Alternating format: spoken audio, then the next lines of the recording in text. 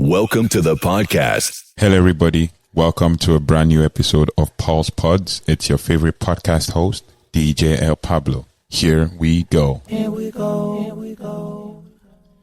Here we go. Here we go. Here we go. Here we go. Here we go. Here we go. Here we go. Here we go. Here we go. Here we go. Oh, here we go. Here we go. Here we go. Here we go. Hello, everybody, and welcome to a brand new episode of paulzpodz. You're listening to your host once again, DJ El Pablo, your host with the most. And today we're going to be talking about something very interesting, but I hope you've gained something valuable, in all the episodes we've released so far this season 2. And we did Japa Part 1, Japa Part 2, and Japa Part 3. And we know that we have tried so hard to help you guys, give you valuable information that can help you in your journey to migration, especially for those of you in Nigeria that I'm trying to reach out to. So in this one, we're going to talk about something very interesting, and which is we're going to kind of debunk some myths about, living abroad and what it is. And we're going to just, state some of the myths. That's myths in the sense that some of the things that people think about, or the notions they've had all their life about living abroad and what the reality is, as the case may be. So we're going to basically try and start and debunk some of these myths.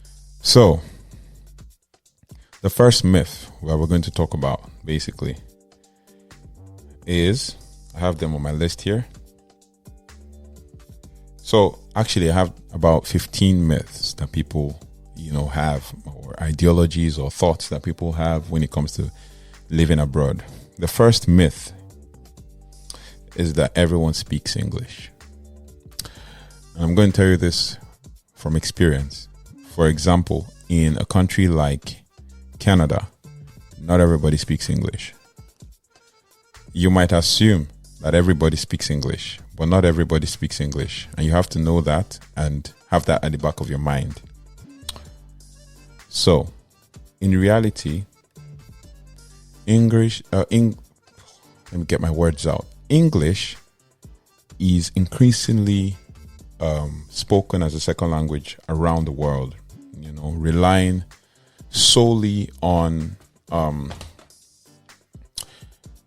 so if you rely solely on English, you can limit your experience. So making an effort to learn the local language shows respect for the culture and will help you integrate more easily. I have a couple of friends who live in places like in Europe, actually places like Germany, I think I have a friend in Austria. I have another friend in Norway, another one in Sweden, and Germany. So I think I've stayed in Germany before.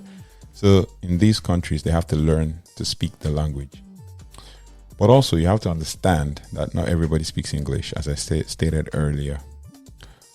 And also with the advent of technology, it is easier for you to understand that sometimes you can do some translation, make an effort to translate the language. Another thing you can actually use is a game-like learning app that is AI powered called Duolingo. You can actually use Duolingo to learn the language, and then at least the basic languages like the greetings and all of those things that come with it. Then that way you can be able to integrate slowly into the culture, into the country, and the place where you're living. The second myth is that it's all sunshine and rainbows. Oh yeah, things are not as they seem. Trust me, I can tell you this for a fact. It is not all sunshine and rainbows living abroad. Have this at the back of your mind when you're planning to move. It's not all sunshine and rainbows. It can be very challenging.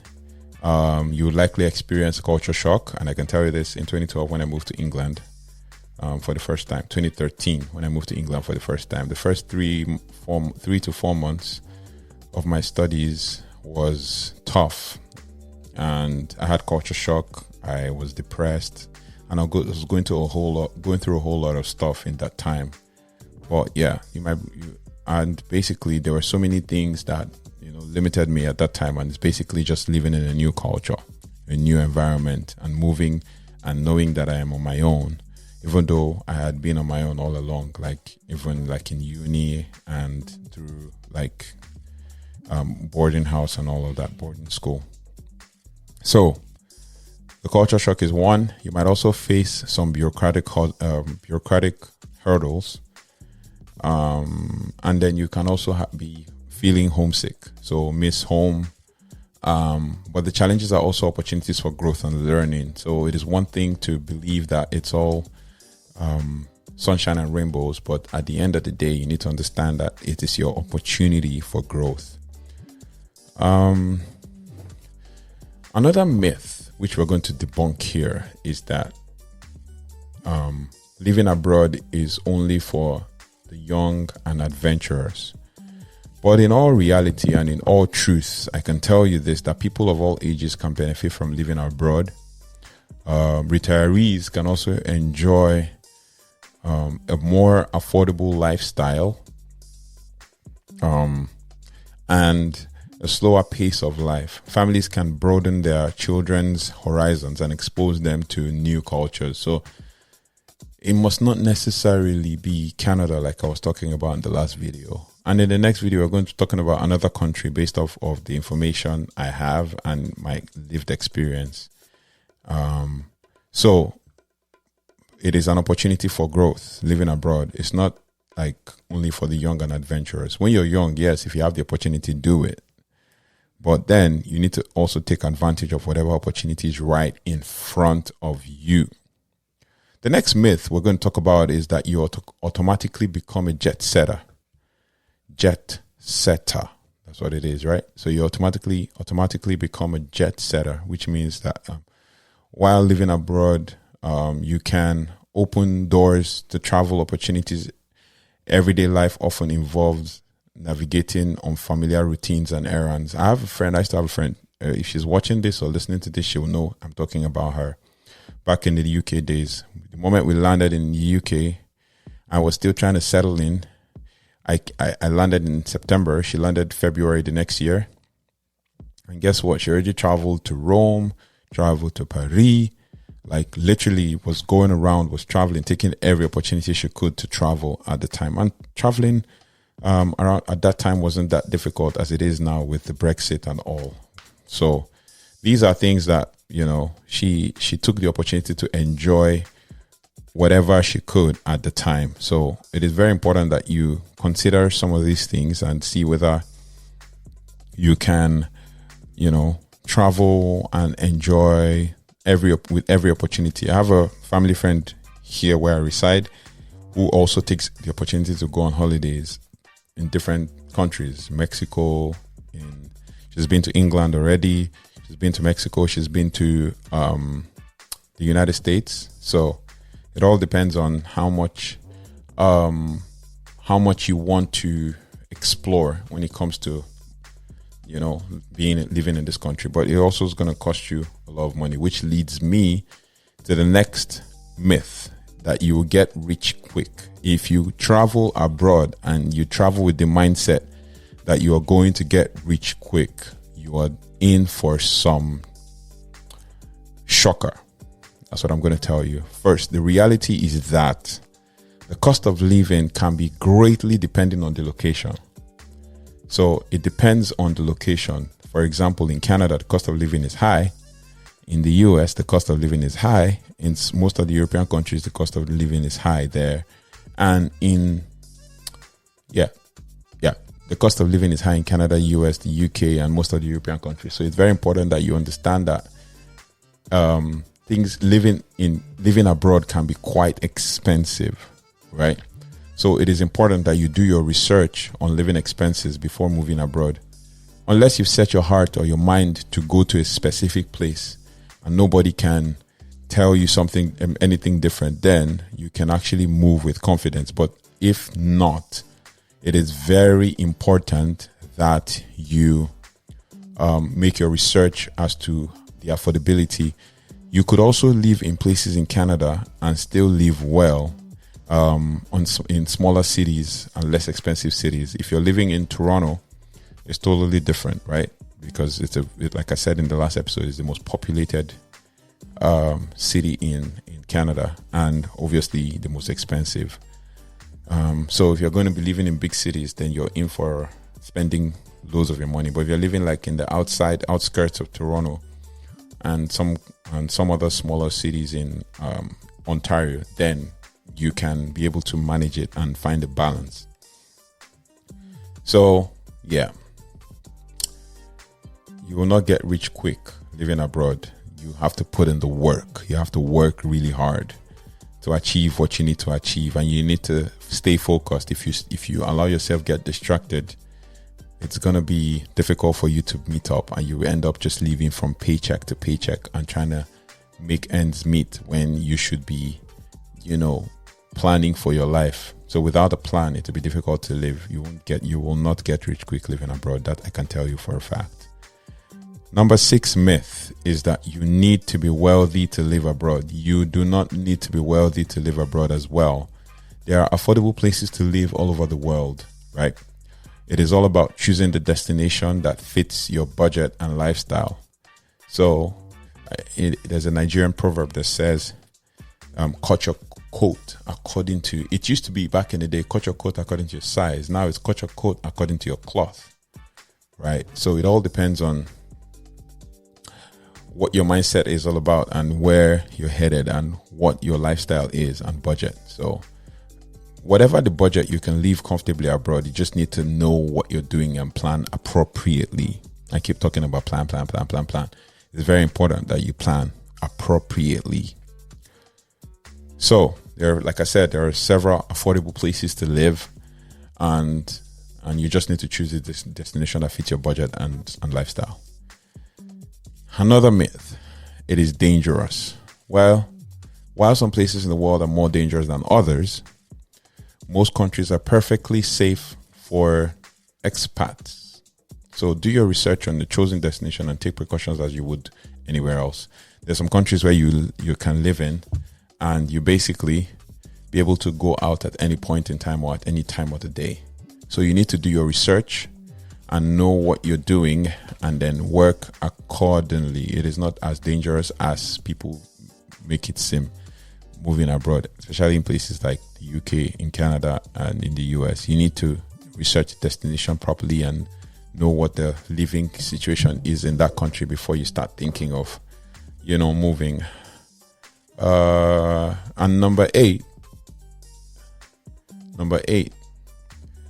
myth is that, which is the one that most people just misconstrue. You can't work abroad legally. That's the 8th one, right? But there are many ways you can work abroad. You just need to know how to go about it. There are many ways to work abroad legally, from getting a work visa to starting your own business. The requirements may vary depending on your destination and skill set. One thing I can tell you for a fact is that if I'm going to advise you to move abroad, please make sure you have a handwork or something you're very skilled at that will build you up when you're growing. One thing people always ask, or one of the questions people always ask me, especially when they're planning to migrate, is, "Oh, I heard it's easy to get a job. Is it going to be easy to get a job?" I'll tell you a story. I came to this country and I didn't get a job until after 2 months. And I didn't get the job that I wanted until after 3 months. And then there was COVID as well at the time. So it's very important that you put in the work. A friend of mine would say something, if he's hearing this, he'll know that getting a job is a full-time job. So you need to put in the effort. It's not as easy as people make it seem, or somebody moves abroad and, oh yeah, all of a sudden you must be a baller, right? But the truth is, for some people, the grace is not as good or as easy as it is for others.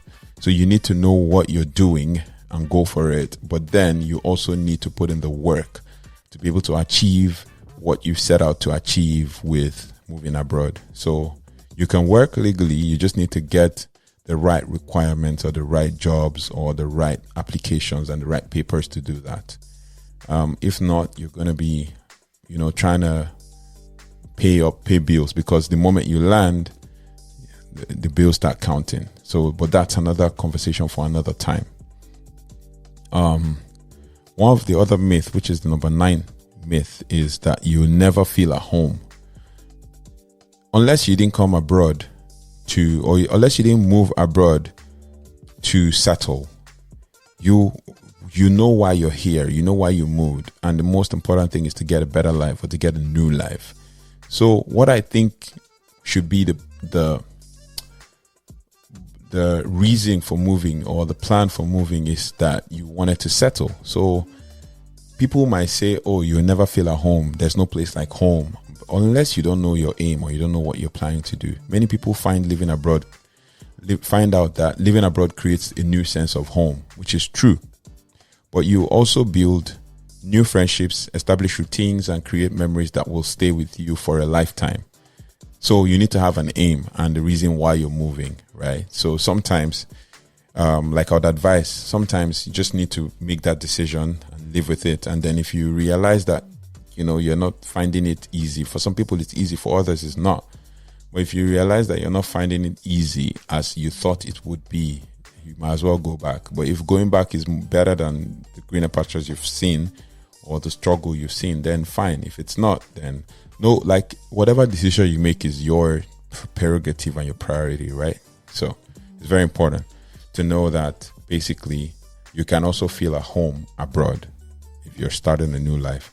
Another thing, again, which is number 10, that people find as a myth, is that it's a permanent move.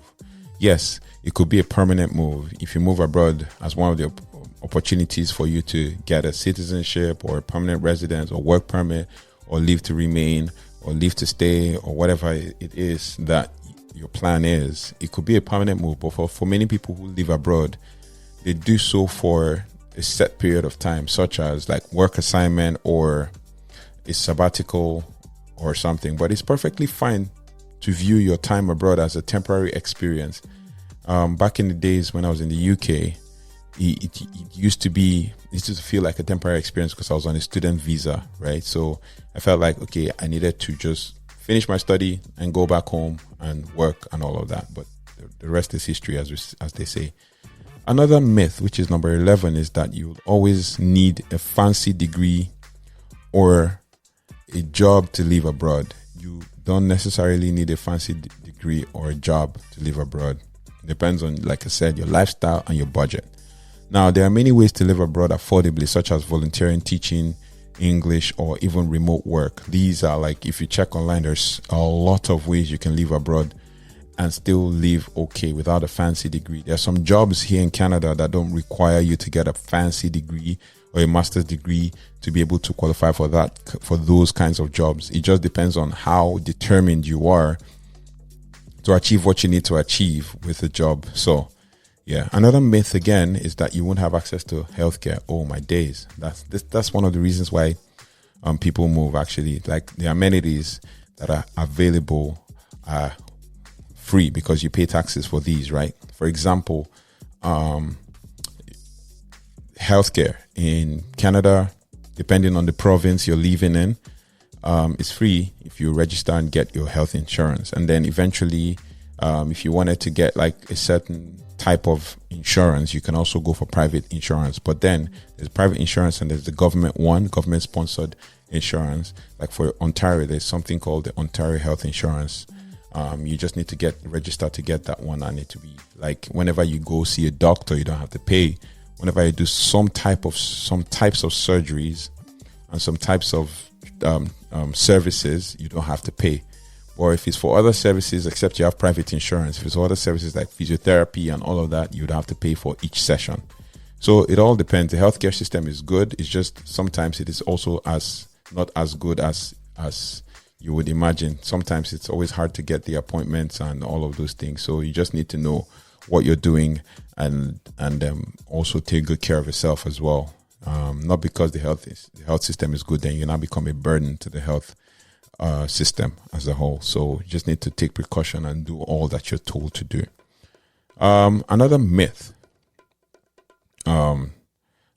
again is, okay, so basically still on this healthcare thing, it's like many countries have excellent healthcare systems, and some expats choose destinations specifically for their affordable healthcare. So it all depends on where you're going and what you plan to do or what you plan to achieve, going there.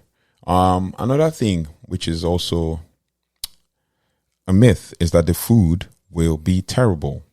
People might tell you that the food may be terrible, but just as, for example, in Nigeria, each state and each local government and each village and each culture has its own food. That's why there's not one food. For those who don't know, Nigeria is not all about one particular type of food or a couple of foods. No.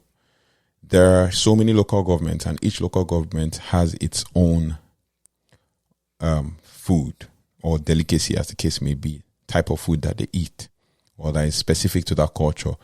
Not just one type per local government. So you can imagine over 700, and then imagine each of them having different delicacies. So the food will be terrible, yeah, no doubt.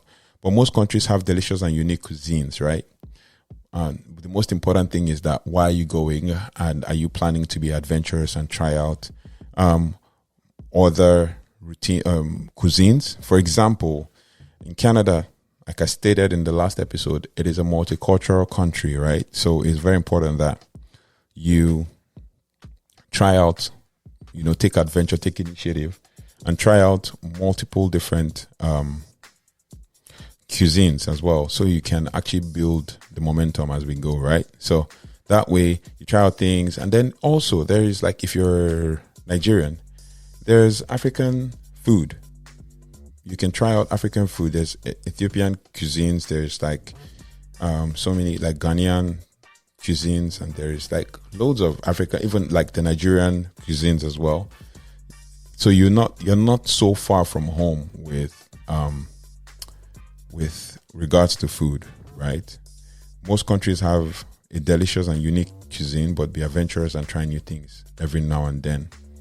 You might even have it better, and all of that. For example, like I always like to give examples. So the shawarma that we always have in Nigeria, they also have it here, and it depends on where you're tasting it or who is making it, right? So you might have even better. The pizza that you have in Nigeria, which is of Italian origin, is also available here, but even like different types and different ways they are made, and you have like a wide variety, right? So that's about food.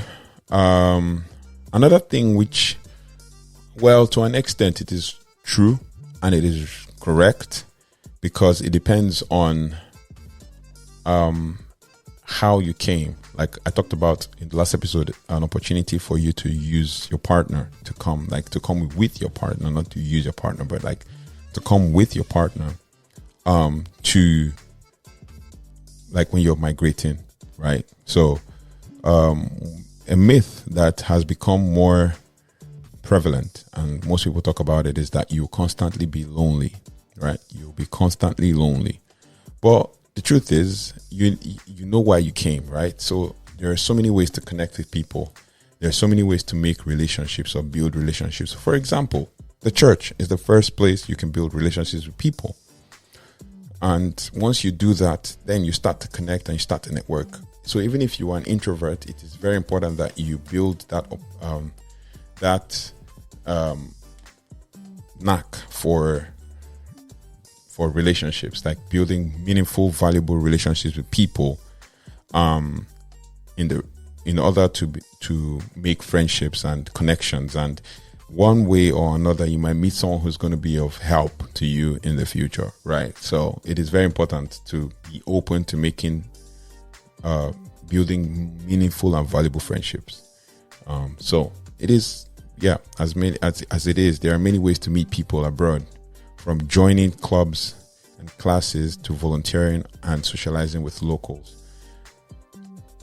if I'm going to advise you, if you're moving abroad, one of the things I'm going to tell you is the first place to find and connect with people is a Bible believing church, because that way you can connect with people, connect with the pastor there, and you can build relationships and then start to get into the community through the church.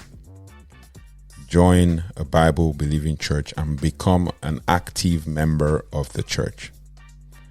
That's the first thing I always do whenever I move to a new city. When I moved to England, same thing, Bible believing church, like that. And then same thing here as well. So you just have to join a Bible believing church, and then that way you can get into the community. That's pretty much what it is. And I think the last myth, but not the least, is that you lose connection to home. Well, that I can say, or that I can tell you for a fact that we can debunk here, that you will not lose connection to home, because in the last 15 years, technology has advanced so much so that you can constantly reach out to people all over the world. I'll tell you another story in the future, but then it's the story that has changed my life like for years now, for the past 4 years. And it's thanks to technology, the ability to connect with people, the ability to reach out to people, do video calls. Data is, in Nigeria, data is expensive, but data is also used up cheaply when you do video calls or connect with people via different social media platforms, where you can actually have conversations with them and build valuable and meaningful relationships. So one of the things you can do is use the technology that has been provided for you to stay connected with loved ones back home. And it is easier now more than ever. I remember in 2012, 2013, the only way we could use video calls to connect with people back home was through Skype. But now almost every social media app has a video call function, like WhatsApp. I think even X has its own, and I think you can use the video call function for, I think, Snapchat. There is WhatsApp. There's Facebook, right? There's Instagram as well, right? There's X, as I stated earlier. There's Signal. So these are all social media platforms that you can use to connect people. There's even TikTok and all of that. So all of these platforms are used to connect with people back home if you're missing or feeling homesick or something, right? So it's easier now more than ever. But what I can tell you for a fact is that all of these myths of living abroad can be debunked.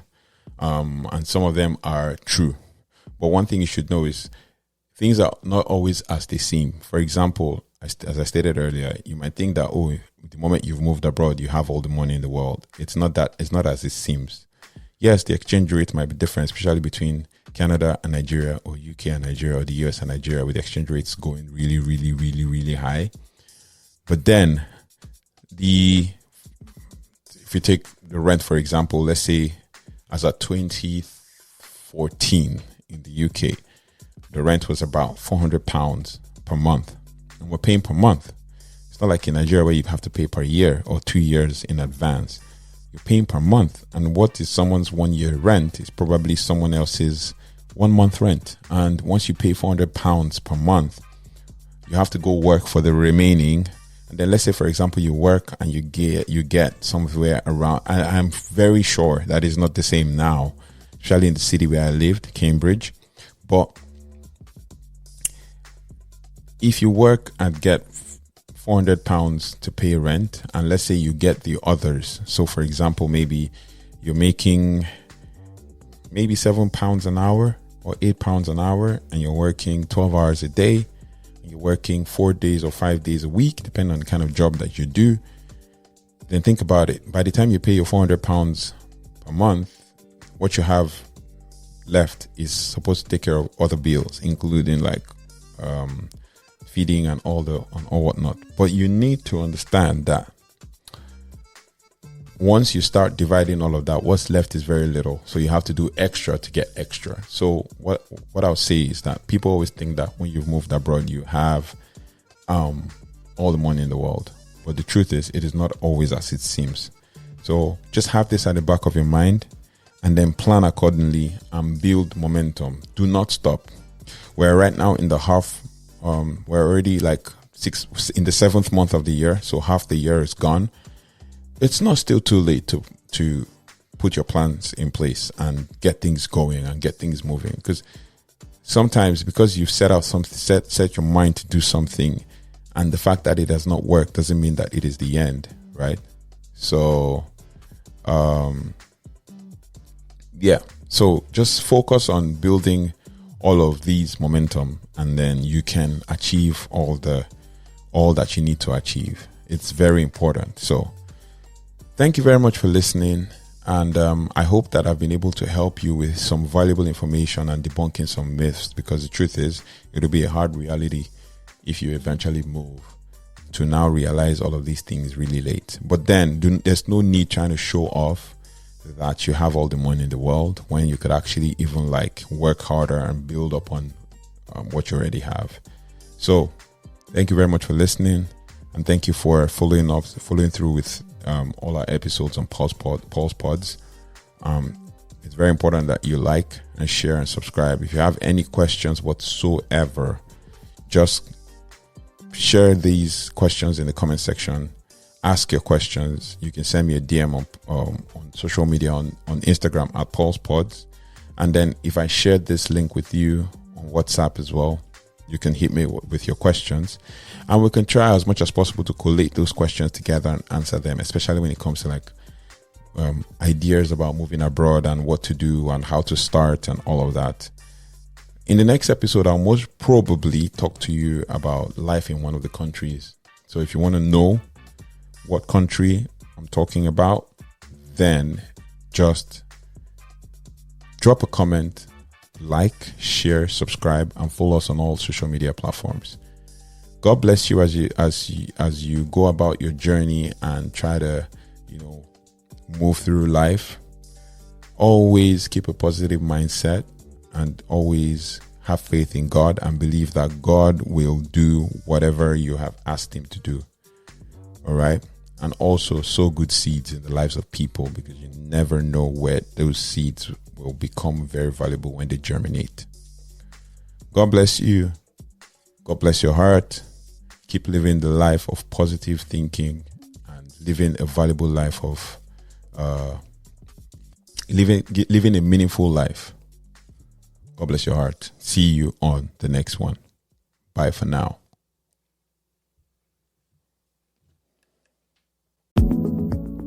Thank you for joining us on this enlightening journey today on paulzpodz. We hope you found valuable insight and inspiration that resonates with your quest for meaning and purpose. But our journey doesn't end here. To stay connected with us and be a part of our vibrant community, make sure to follow us on social media. You can find us on Instagram, Twitter, or X as the case may be, and Facebook at paulzpodz. Further details can be found in our Linktree site. Also, share the wisdom you've gained from this episode with your friends and family. Together, we can inspire and empower more people to embark on their own path towards a life filled with meaning and purpose. If you've been profoundly moved by our discussions and would like to support the podcast, consider becoming a patron on our Patreon page. Your support enables us to continue bringing you thought-provoking content and explore even deeper depths of the spiritual and human experience. And finally, don't forget to share, and subscribe to paulzpodz on your favorite podcast platform so you never have to miss an episode. Your continued presence and engagement mean the world to us. Until next time, keep seeking, keep sharing, and keep supporting each other on this remarkable journey. This is paulzpodz signing off. God bless your heart. And remember to always seek true meaning to life and live in.